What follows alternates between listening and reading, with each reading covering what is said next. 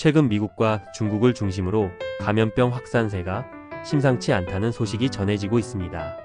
특히 치명률이 53%에 달하는 조류독감 AI 조류 인플루엔자 감염자가 속출하고 있으며 중국에서는 호흡기 감염병 환자가 폭증하고 있습니다.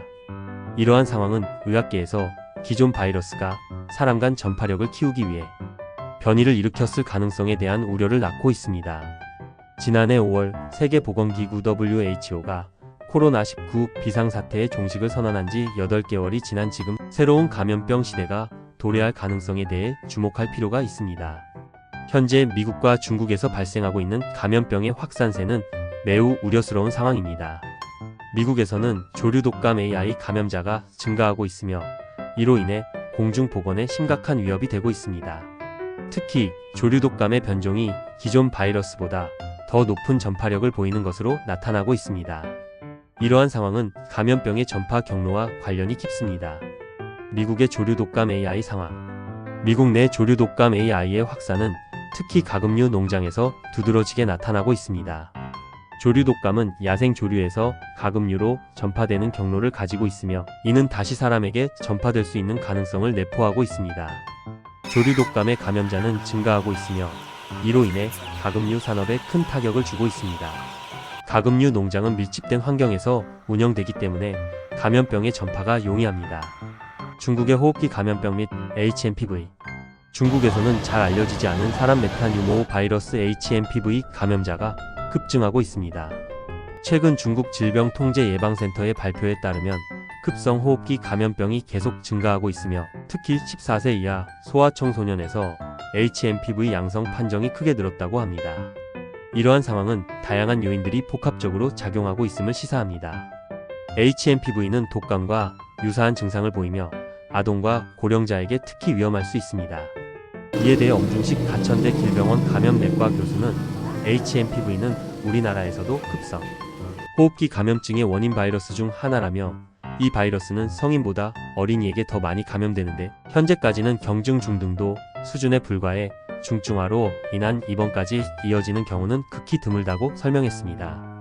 하지만 중국 내에서 HMPV가 변이를 일으켰다면 이야기는 달라집니다.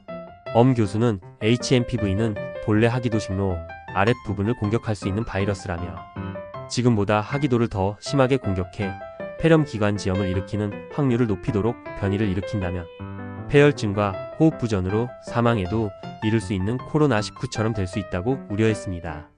그러면서 현재 중국에서 급증했다는 호흡기 바이러스가 HMPV 때문인지 아니면 인플루엔자와 동시 유행하는 트윈데믹인지 계절성 유행인지는 중국 정부 측에서 좀 더 자세한 정보를 공개해야 알 수 있다며 만약 HMPV가 유독 급증했다면 기존보다 전파력이 강하게 변이됐을 가능성이 있다고 언급했습니다. 감염병의 전파 경로. 감염병의 전파 경로는 매우 복잡합니다.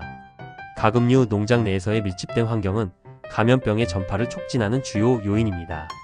또한 가축과 인간 간의 접촉이 빈번할 경우 감염병이 사람에게 전파될 가능성이 높아집니다.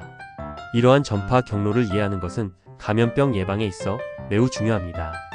감염병 예방 및 대응 방안. 감염병의 확산을 막기 위해서는 예방과 대응이 필수적입니다. 정부와 보건 당국은 감염병 발생 시 신속하게 대응할 수 있는 체계를 마련해야 합니다. 또한 일반 시민들도 개인 위생을 철저히 하고 감염병 예방을 위한 백신 접종에 적극 참여해야 합니다. 농장 내에서의 위생 관리와 감염병 예방 조치는 필수적입니다. H5N1에 감염된 사람의 바이러스가 다른 사람에게 전파된다면 걷잡을 수 없는 불길이 될 것이란 게 의학계의 경고입니다.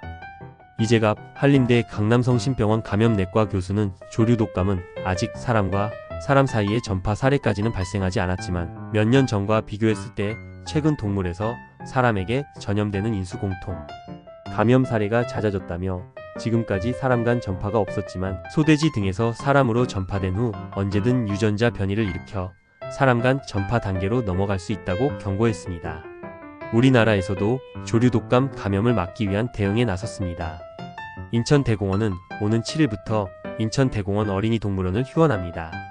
경북도는 지난달 영천시 산란종개 농가에서 H5N1형 고병원성 조류독감이 발견돼 조류독감 인체감염 대책반을 꾸리고 24시간 체제의 인체 감염 감시 활동을 이어가고 있습니다. 엄 교수는 모든 바이러스는 전파력을 높이기 위해 변이를 일으킬 가능성이 있다며 전파력을 높이고 치명률도 어느 정도 높이면 심각한 문제가 발생할 것이라고 덧붙였습니다. 미래의 감염병 위협.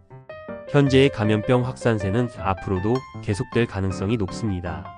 새로운 바이러스의 출현과 기존 바이러스의 변이는 인류에게 지속적인 위협이 될 것입니다. 따라서 감염병에 대한 연구와 예방, 대응 체계를 강화하는 것이 무엇보다 중요합니다. 우리는 이러한 위협에 대비하기 위해 지속적으로 경각심을 가져야 하며 국제사회와 협력하여 감염병의 확산을 막아야 합니다. 이러한 상황을 종합적으로 고려할 때 감염병의 확산은 단순히 한 국가의 문제가 아니라 전 세계적인 문제임을 인식해야 합니다. 따라서 각국의 보건 당국과 국제기구들이 협력하여 감염병 예방과 대응에 힘써야 할 것입니다.